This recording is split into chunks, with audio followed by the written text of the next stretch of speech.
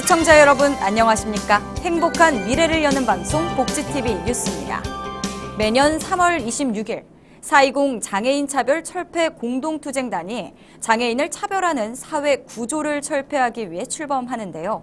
올해 역시 출범한 가운데 장애인뿐만 아니라 모든 사회적 약자의 생존권을 위해 투쟁해 나갈 것을 결의했습니다.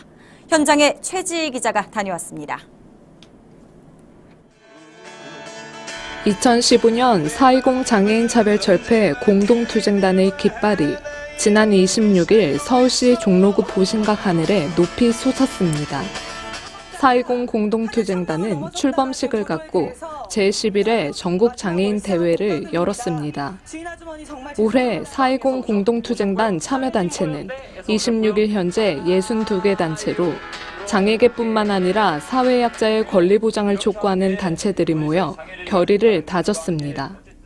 장애인의 삶과 권리들이 빈곤 문제와 무관하지 않고 삶의 터전을 빼앗기는 이들과 무관하지 않으며 살인적인 정의해고에 맞서 싸우는 이들과 무관하지 않음을 우리는 확인하고 연대해야 한다.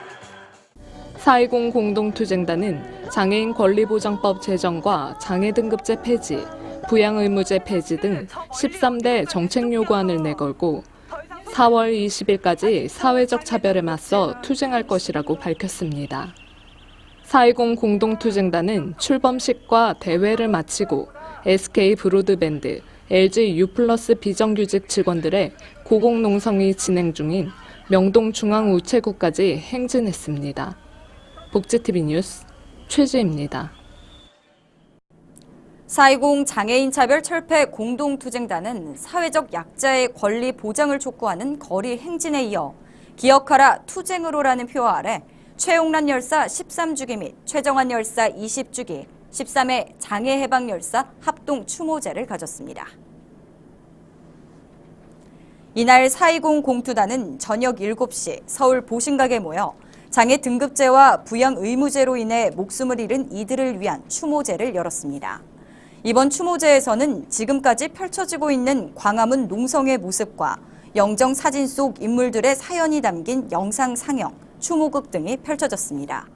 박기명희 장애해방 열사단 대표는 세상을 바꾸지 않으면 목숨을 잃는 우리들의 영정 사진이 늘어만 갈 것이라며 장애인도 한 인간으로서 당당하게 살아가는 날이 올 때까지 투쟁하자고 결의를 다졌습니다. 지적 자폐성 장애 학생들이 다니는 특수학교인 서울 성북구의 명수학교. 학교를 소유한 일가의 재산 다툼에 1년 전 문이 닫힐 위기에 처했었는데요.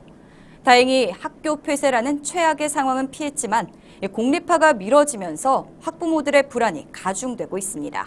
정유림 기자가 단독 보도합니다. 법원에서 나한테 임대료를 내라 그러니, 그죠? 그럼 저는 어떻게 합니까? 저는 가지고 있는 거 이 땅밖에 없어요.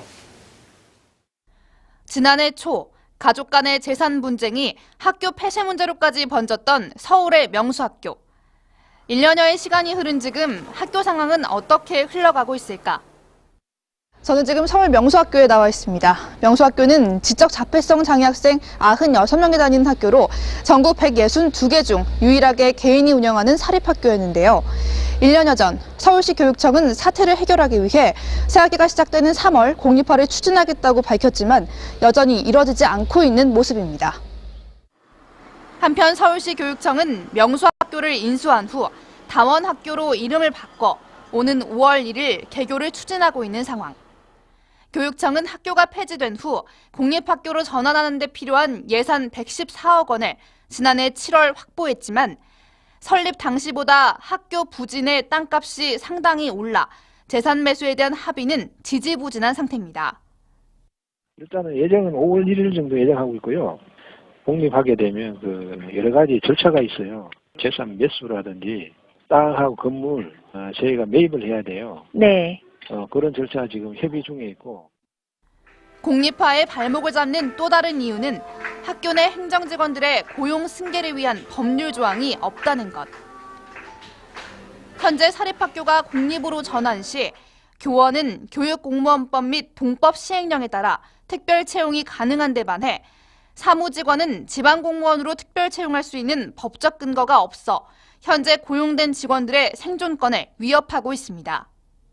교육부 장관 쪽에다가 일반 행정직들도 공무원으로 고용 승계가 될 수 있도록 요청을 해놓은 상태고, 이 부분을 교육부가 적극적으로 신경을 써서 잘 해결해 줬으면 하는 바람입니다.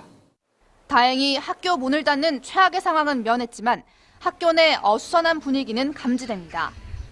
모든 제반 시설이 갖춰져 있지 않은 상태에서 학교가 분반을 남녀 합반으로 구성해버렸고, 혼란을 틈타 교사들이 학교를 대거 그만두면서 한 해에 많으면 한두 명 정도만 교체됐던 기간제 교사가 올해 7명이나 바뀐 겁니다. 그동안 학교 운영 정상화를 위해 사투를 벌인 학부모들은 지칠 대로 지친 상황입니다. 5월 1일자로 공립화가 된다고 해서 이제 2개월 동안은 3월, 4월은 지금 조금 붕 뜬 상태죠.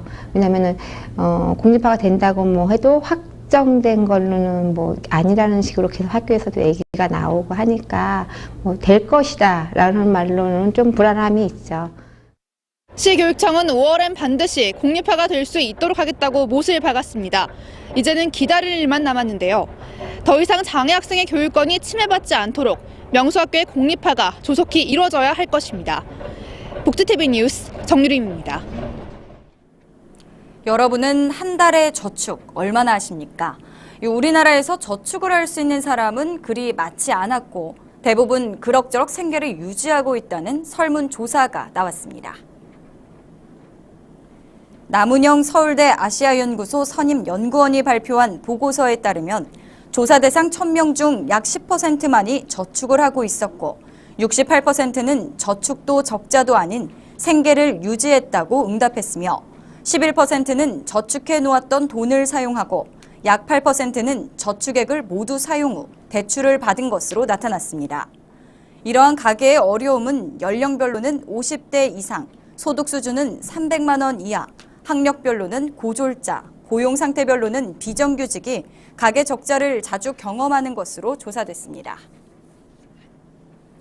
국가인권위원회는 노인 돌봄 기본 서비스 대상자에 대한 객관적인 선정 기준을 정해 더 많은 노인이 서비스를 받을 수 있도록 할 것을 보건복지부 장관에게 권고했습니다. 노인 돌봄 기본 서비스는 홀로 사는 노인의 사회적 고립감을 해소해주고 신체의 안전을 도모할 수 있도록 하는 최소한의 기본 서비스입니다. 인권위는 현행 노인 돌봄 서비스가 지자체별로 정해진 예산에 따라 지원 대상자를 선정하다 보니 선정 기준도 저마다 다르고 반드시 서비스를 받아야 하는 노인이 지원 대상자에서 배제될 수 있다고 설명했습니다. 또 홀로 사는 노인의 사례를 지속적으로 관리할 수 있도록 노인 돌봄 기본 서비스 제공 인력의 처우를 사회복지 종사자 인건비 가이드라인 수준으로 개선할 것을 권고했습니다. 경기 북부 지역은 노인과 장애인을 위한 복지관 등 사회복지시설이 턱없이 부족한 것으로 나타났습니다. 경기도에 따르면 북부 지역의 사회복지 서비스가 필요한 기초생활보장 수급자와 노인, 장애인 등 취약계층은 57만 6,960명으로 북부 지역 전체 인구의 17.3%를 차지하고 남부 지역보다 3% 많은 것으로 조사됐습니다. 하지만 건립비를 지자체 예산으로 부담해야 하는 경기 북부 지자체는 재정 열악으로 사회복지시설을 건립하지 못하고 있는 것으로 밝혀졌습니다. 경기 북부 10개 시군 가운데 사회복지관이 없는 지자체는 남양주, 양주, 동두천, 연천, 가평 등 5곳이었고 포천과 양주, 연천에는 장애인 복지관이, 양주와 구리에는 노인 복지관이 없는 상황입니다. 이에 따라 경기도는 지자체 복지 수요에 따라 다목적 복지관 등 다양한 형태의 사회복지시설 건립 방안을 마련한다는 계획입니다. 인구 노령화로 인해 치매 환자도 늘어나고 있는 상황입니다. 이 치매는 치매 환자를 돌보는 가족 또한 힘들게 하는 병인데요. 서울 노원구가 치매 지원센터에서 이러한 어려움을 가족이 함께하는 프로그램으로 해소하고 있다고 합니다. 김소영 기자입니다. 올해 여든인 옹기순 할머니. 치매를 앓은 남편을 돌봐온 지 5년째입니다. 온 씨의 하루는 병간호로 시작해 병간호로 끝납니다. 지치고 힘들어. 처음에는 많이 지치고 눈물도 나고 많이 그랬는데 이제 아마 아주 만성이 되어서 눈물도 말라버리고 눈물도 모르고 이제 그냥 되는 대로 살아야지 뭐 어떻게 갔어. 온 씨가 노원구 치매지원센터의 프로그램에 참여하게 됐습니다. 치매 어르신을 위한 인지건강 프로그램인데 무엇보다 좋은 점은 가족들이 함께한다는 것입니다. 나 혼자 이런 멍해를 짊어지고 있는 것이 아니라는 것을 알게 되고 정신적으로 휴식을 줄 수 있는 시간이 됐습니다. 이곳 노원구의 치매지원센터 두드림에서는 치매 어르신을 위한 운동은 물론 미술과 작업치료 등 다양한 인지훈련과 재활 프로그램 그리고 전문의의 진단이 한 장소에서 이루어집니다. 이와 함께 치매 어르신의 가족들이 겪는 어려움을 함께 나누고 상담하는 역할도 하고 있습니다. 기존의 어르신만 대상으로 하는 프로그램에서 벗어나서 가족이 직접 참여함으로써 어르신들의 인지재활 프로그램이 기관뿐만 아니라 댁에서도 같이 진행됨으로써 인지의 연속성이 증가한다라는 효과를 기대할 수가 있고요. 두드림은 경증 치매 어르신 중 노인장기 요양 등급이 없거나 등급 외를 받으신 어르신을 대상으로 치매 어르신의 보호자가 직접 돌봄 도우미로 참여해 공동으로 치매 어르신을 돌보는 사업입니다. 치매 가족에게는 치매 가족의 상호간 경험을 공유하고 치매에 대한 정보나 돌봄 관련 지식을 습득할 수 있도록 돕고 있습니다. 첫째 집에서 스트레스 받는 것보다가 여기 나오니까 이런 데 어울리고 하니까 마음이 편해요. 본인도 여기 가는 거를 좋아하고 그래 내가 그냥 내 일을 딱 적고 그냥 여기 온 거예요. 가족과 함께하는 두드림. 치매 어르신에 대한 부양 부담감을 해소하고 경증 치매 어르신들의 복지 사각지대 해소에 도움될 것으로 기대됩니다. 복지TV 뉴스 김소연입니다.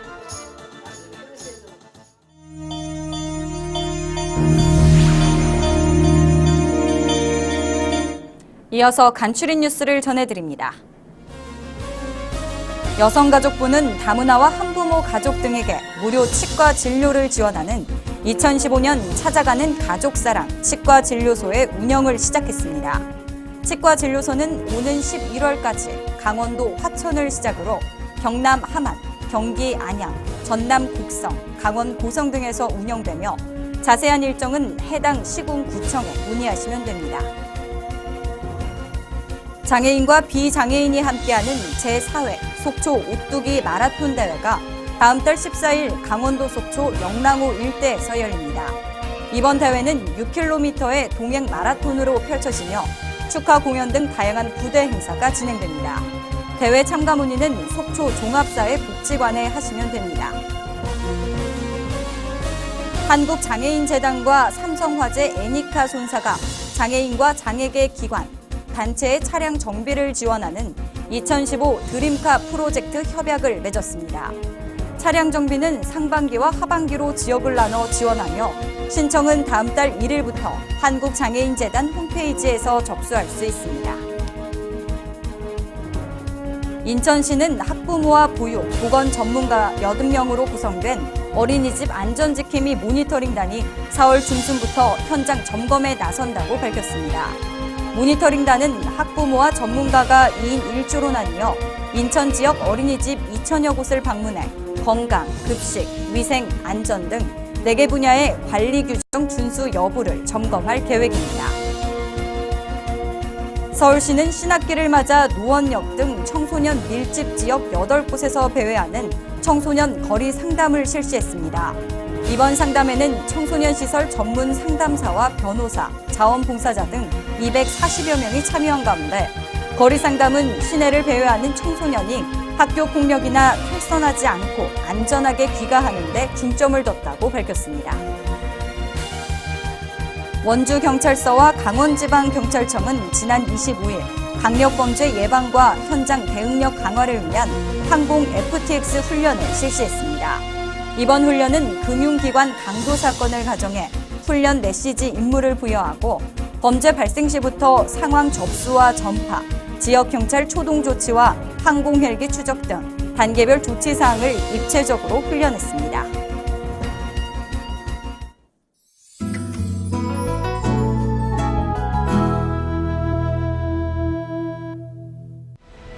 다섯 개의 분파로 나뉘어 철저히 통제되는 사회. 이 중 에러다이트파가 일으킨 전쟁과 공포 정치로 분파 체제가 붕괴되고 혼란의 중심에서 세계의 기원에 대한 충격적인 비밀이 드러났는데 자유를 통제하는 국가 시스템을 파괴하기 위한 인서전트들의 반란을 그린 SF 액션 블록버스터. 시간여행자의 아내와 레드의 로베르트 슈벤트케 감독이 새롭게 연출을 맡아 스케일을 확장시킨 한편 극적인 스토리까지 더했습니다. 1987년 수단에서 내전으로 부모를 잃은 4명의 아이들.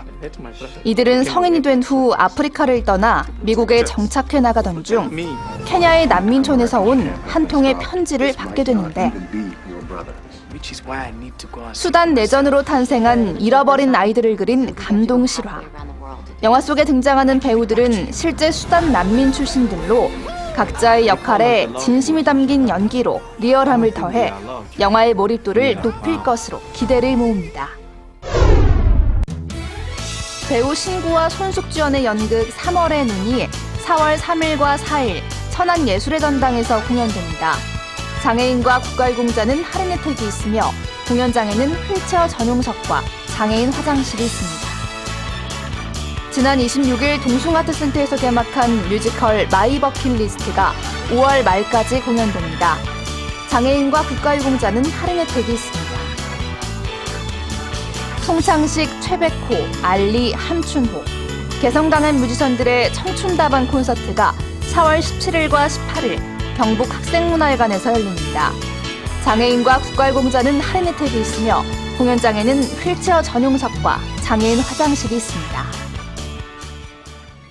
이야기가 있는 시간, 오늘의 영상 함께 보시죠.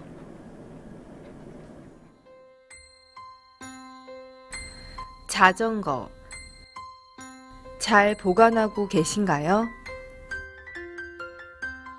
거리 곳곳엔 오랫동안 방치해 미관을 해치는 자전거들이 참 많은데요. 이런 자전거를 서울시에 기증할 수 있다고 합니다. 깨끗하게 수리해 어려운 이웃에게 전달한다고 하니 세워두기만 했던 자전거, 필요한 이웃들과 나눠보는 건 어떨까요? 서울시에서는 방치된 자전거를 수거해 깔끔하고 안전하게 정비한 후 저소득층이나 복지시설에 기부하고 있다는데요. 자전거 기증, 이웃들과 나눌 수 있는 좋은 기회가 될 것 같습니다. 행복한 미래를 여는 방송 복지TV 뉴스를 마칩니다. 시청해주신 여러분 고맙습니다.